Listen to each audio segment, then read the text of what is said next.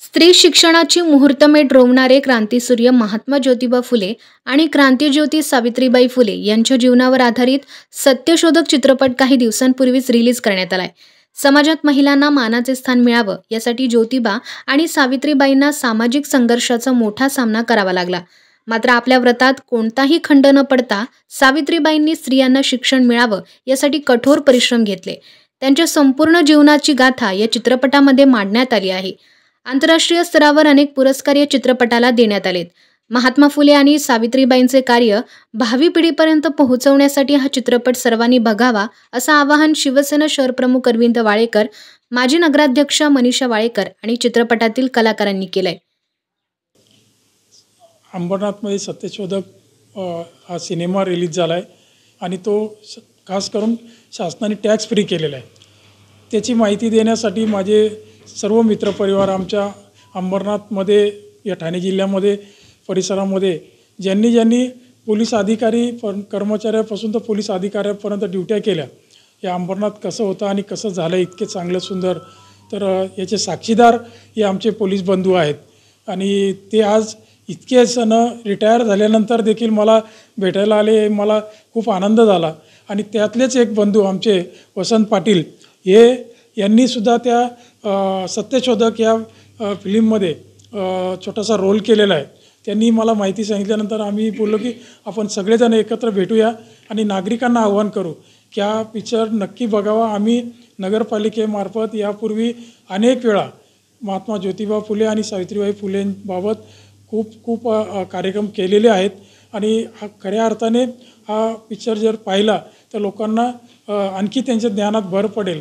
सावित्रीबाईंनी जे स्त्रियांसाठी योगदान दिलेलं आहे ते अतिशय महत्त्वाचं आहे। आज त्यांच्यामुळंच आमच्यासारख्या स्त्रिया समाजामध्ये मुख्य प्रवाहात आणण्याचं काम सावित्रीबाईंनी केलं आणि ज्योतिबा फुले साहेबांनी त्यांना साथ दिली। त्यांनी सर्वप्रथम स्त्रियांची शाळा पुण्यामध्ये काढली आणि स्त्रिया ह्या शिकू लागल्या।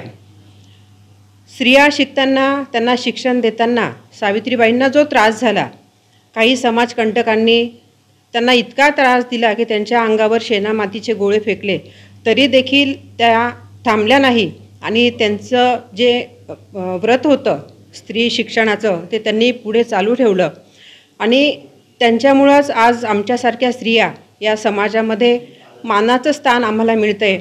त्याचं एक उदाहरण म्हणून मी स्वतः अंबरनाथ नगरपालिकेचं नगराध्यक्षपद भूषवलं ते सावित्रीबाईंमुळंच।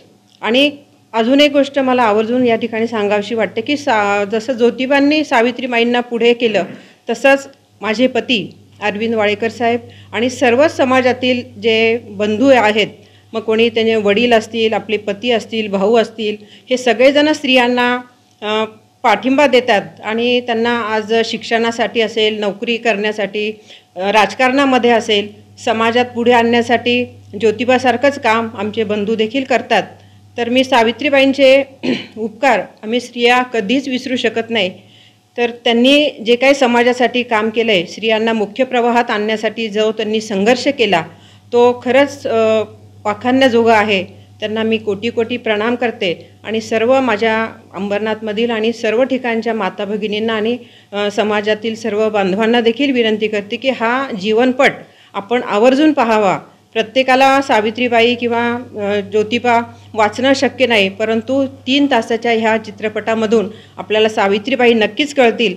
सत्यशोधक हा पिक्चर, हा सिनेमा खरोखर त्या काळात काय वस्तुस्थिती होती व काय अन्याय होत होता, स्त्रियांना चूल व मूल याच्या व्यतिरिक्त काही करता येत नव्हतं, पण ह्याचा पूर्ण पुढाकार महात्मा ज्योतिबा फुले व त्यांच्या पत्नी सावित्रीबाई फुले यांनी स्त्री शिक्षणाचा मोठा वाटा घेतल्यानंतर स्त्रींना शिक्षण देऊन त्यांना या माध्यमातून किंवा अशिक्षित या माध्यमातून त्यांनी मुक्तता दिली।